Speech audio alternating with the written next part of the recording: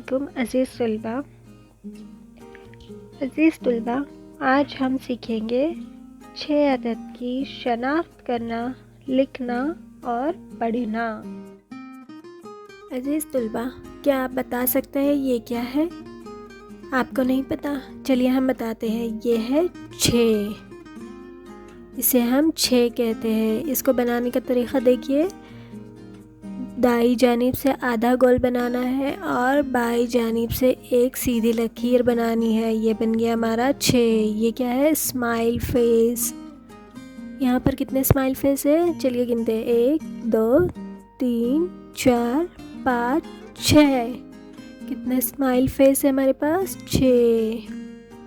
اب دیکھیے ہمارے پاس ہے کیلا۔ کتنے کیلے ہیں یہاں پر؟ 1 2 3 4 5 6۔ کتنے کیلے ہیں ہمارے پاس؟ 6۔ اسی طرح اب دیکھیے ہمارے پاس پھول ہے۔ کتنے پھول ہیں؟ 1 2 3 4 5 6۔ کتنے پھول ہیں؟ 6۔ اب آپ دیکھیے ہمارے پاس بلون ہے، 1 2 3 4 5 6۔ کتنے بلون ہیں ہمارے پاس؟ 6۔